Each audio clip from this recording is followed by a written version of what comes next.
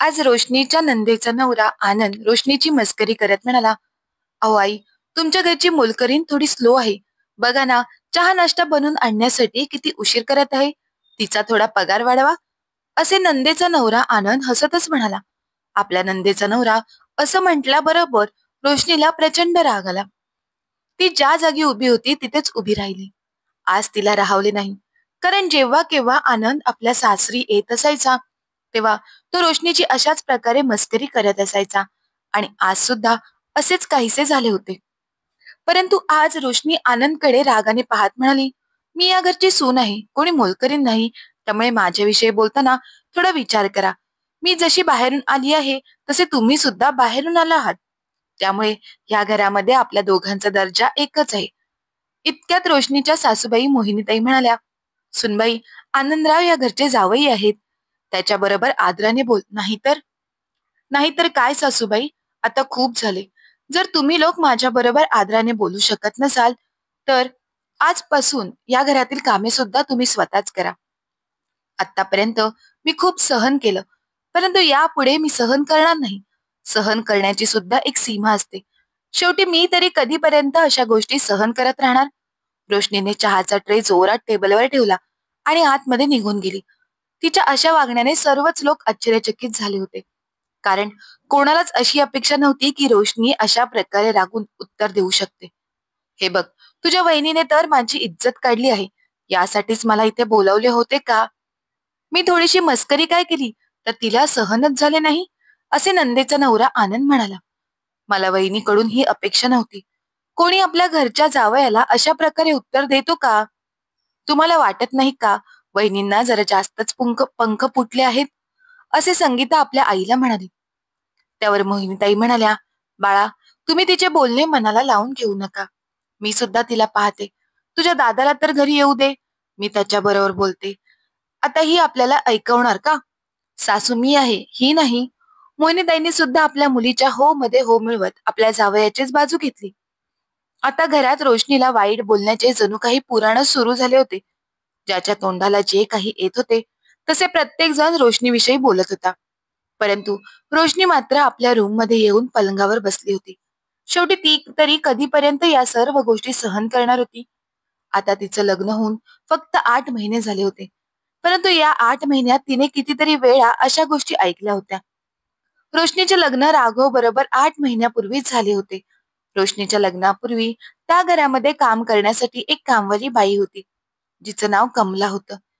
जेव्हा रोशनीचे बाबा राघवला पाहण्यासाठी आले होते तेव्हा स्वतः मोहिनीताईंनी त्यांना सांगितले होते की मागच्या 10 वर्षापासून आमच्या घरी कमला काम करते आणि घराची सर्व साफसफाई, कपडे आणि भांडी धुण्याचं काम तीच करते. परंतु लग्न होऊन रोशनी जेव्हा आपल्या सासरच्या घरी आली तेव्हा काहीच दिवसानंतर मोहिनीताईंनी कमलाला कामावरून काढून टाकले. एक दिवस संध्याकाळी सर्व लोक बसले होते. त्याचवेळी रोशनी किचनमध्ये काम करत होती. तेव्हा मोहिनीताईंची बहीण प्रमिलाताई त्यांना भेटण्यासाठी आल्या. तेव्हा रोशनीला सगळी कामं करताना पाहून त्यांनी कमलाबद्दल विचारलं, अगं ताई, तुझी सून भांडी का धुते? कमला भांडी धुवायला येते ना? तेव्हा मोहिनीताई आपल्या बहिणीला म्हणाल्या, आता आम्हाला कामवाल्या बाईची गरज नाही. आता तर आम्ही परमनंट मोलकरीण घेऊन आलो आहोत. आतापासून सर्व घराची जबाबदारी ती सांभाळते. असे हसतच मोहिनीताई म्हणाल्या. तेव्हा तिथे बसलेले सर्वजण जोरजोरात हसू लागले. परंतु सुनबाई रोशनीचे काम मात्र काम करता करता जागीच थांबले. तेवढ्यात संगीता म्हणाली, मावशी, पण ही मोलकरीण थोडी महागच पडली आहे. किती पैसे खर्च झाले तिला या घरामध्ये आणण्यासाठी. परंतु ठीक आहे, काही हरकत नाही. खूप सुख मिळत आहे. आता जेवण बनवावे लागत नाही. कपडे सुद्धा इस्त्री करून मिळतात. आता सर्व कामे तीच सांभाळते. तिचे असे बोलणे ऐकून मोहिनीताई आपल्या मुलीच्या हातावर टाळी मारत जोर जोरात हसत होत्या. परंतु रोशनी त्या सर्वांचं बोलणं ऐकून हैराण झाली होती. जर घरातील मोठीच माणसे अशा गोष्टी बोलत असतील तर घरातील लहान माणसांकडून काय अपेक्षा ठेवणार?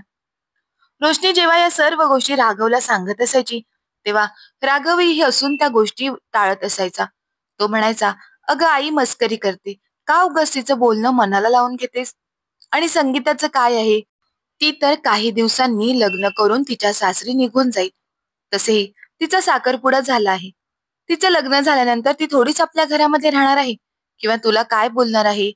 एक दोनदा रोशनीने आपल्या बाबांना सुद्धा या सर्व गोष्टी सांगितल्या होत्या, परंतु तिच्या बाबांनी तिला समजावले होते की सासरी अशा छोट्या मोठ्या गोष्टी होतच राहतात.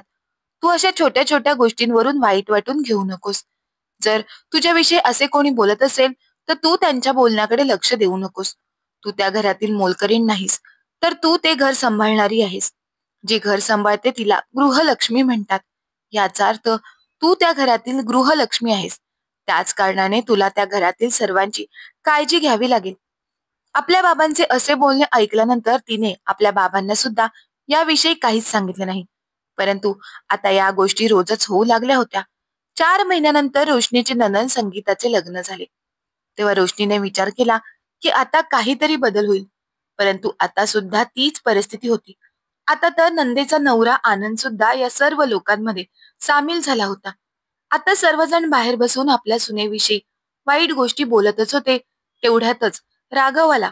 राघव आल्यावर आनंद आणि संगीता दोघेही घरी जाण्यासाठी उभे राहिले.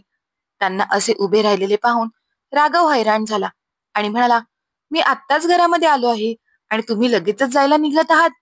थोडा वेळ तरी थांबा, जेवण करून जा. नाही दादा, आमचे तर वहिनीच्या बोलण्यानेच पोट भरले आहे. तिने आज आमची किती बेइज्जती केली आहे, असे संगीता म्हणाली. तेव्हा राघव म्हणाला, रोशनीने असे काय केले आहे? अरे थोडी मस्करी तर केली होती, त्याच्यावर तिने आम्हाला किती ऐकवले. तिला खूपच पंख फुटत चालले आहेत. राघव, तिला नीट समजव. आज जावई बापूंनी तिची थोडी मस्करी काय केली, ती जावई बापूंना काय काय बोलली. मोहिनीताई रागातच राघवला या सर्व गोष्टी सांगत होत्या. मोहिनीताईंचे बोलणे ऐकल्याबरोबर राघवला सर्व गोष्टी समजण्यासाठी वेळ लागला नाही. कारण नेहमीच रोशनी त्याच्याकडे तक्रार करत असायची. कदाचित आज तिला सहन झाले नसेल, म्हणून तिने उलट उत्तर दिले असेल. राघवने असा मनात विचार केला आणि आपल्या आईला म्हणाला, आई, ठीक आहे, मी तिला समजावतो. पण हे लोक जेवण. राघवचे बोलणे पूर्ण झालेच नव्हते तेवढ्यातच आनंद म्हणाला, राघव दादा, तुम्ही बोलणे करत राहा, आम्ही लोक जातो. राहिली गोष्ट जेवणाची, तर वहिनीचे बोलणे ऐकूनच आमचं पोट भरलं आहे. आता आम्ही आमच्या घरी गेल्यानंतरच जेवू. त्या लोकांना असे वाटत होते की राघवला असे सांगितल्याबरोबर राघव आपल्या बायकोला सर्वांसमोर बाहेर बोलावून घेईल आणि सर्वांसमोरच तिच्यावर ओरडेल. परंतु राघवने असे काहीच केले नाही. मग थोडा वेळ विचार करून तो म्हणाला, अहो भाऊजी, पण तुमच्या घरची ही मोलकरीण जेवण बनवेल का? मला जेवढं माहित आहे तेवढं मी सांगतो. संगीता कुठेही गेली किंवा कुठूनही आली तर त्यानंतर तिला स्वयंपाक बनवायला खूप त्रास होतो, असं राघव हसतच म्हणाला. राघव, हा काय मूर्खपणा आहे? तू आपल्याच बहिणीला मोलकरीण म्हणत आहेस? मोहिनीताई राघववर ओरडतच म्हणाल्या. त्यावर राघव म्हणाला, आई, मी तर मस्करी करत होतो फक्त. तू का उगतच माझं बोलणे मनाला लावून घेतेस? हे बोलणे सुद्धा राघव हसतच म्हणाला. त्यावर आनंद म्हणाला, ही काय मस्करी होती? तुम्ही स्वतःच्या बहिणीला मोलकरीण म्हणत आहात? आमच्या घरामधील सुनेला मोलकरीण म्हटले जात नाही. उलट तिचा सन्मान केला जातो. त्यावर राघव म्हणाला, अच्छा, माझी बायको तुम्हा लोकांना मोलकरीण वाटते. काय ती या घरची सून नाही आहे का? आनंद भाऊजी, तुमच्या घरात संगीताची जी जागा आहे ना, तीच जागा या घरात माझ्या बायकोची म्हणजे रोशनीची आहे. आता तुम्हीच सांगा, कोणाला समजवण्याची गरज आहे? राघवच्या अशा बोलण्याने सर्वजण शांत झाले. चुकी तिची नाही आहे, चुकी तर माझी आहे. ती तर सुरुवातीपासूनच म्हणत होती, परंतु मी सतत तिच्या बोलण्याकडे दुर्लक्ष करत होतो. पण आता मी तिच्या बोलण्याकडे दुर्लक्ष करणार नाही, कारण ती माझी बायको आहे, कोणी मोलकरीण नाही. राघव सर्वांसमोर असं स्पष्टपणे म्हणाला. तेव्हा सर्वजण म्हणजे आनंद, संगीता आणि मोहिनीताई यांनी सुद्धा आपल्या चुकीची माफी मागितली. कारण जेव्हा राघवने आपल्या बहिणीला संगीताला मोलकरीण म्हटलं, तेव्हा सर्वांनाच वाईट वाटलं. तेव्हा त्यांना समजले की आपण सर्वजण मिळून जेव्हा आपल्याच घरातील वहिनीची अशी मस्करी करत होतो, तेव्हा तिला किती वाईट वाटलं असेल. पण त्या दिवसानंतर मात्र कोणीच रोशनी बरोबर असे बोलणे केले नाही, ज्याने तिच्या मनाला वाईट वाटेल. मित्रांनो, प्रत्येक नात्याची एक सीमा असते आणि ती मर्यादा राखूनच आपण बोलले पाहिजे. कारण नात्याच्या मर्यादेचे उल्लंघन झाले तर नाती बिघडायला वेळ लागत नाहीत. घराचा जावई जेव्हा आपल्याच घरातील सुनेबरोबर चुकीचा व्यवहार करत होता, तेव्हा पहिल्यांदाच मोहिनीताईंनी त्यांना रोखले असते, तर रोशनीला पुढे जाऊन आपल्या नंदेच्या नवऱ्याला आनंदला असे उत्तर द्यावे लागले नसते.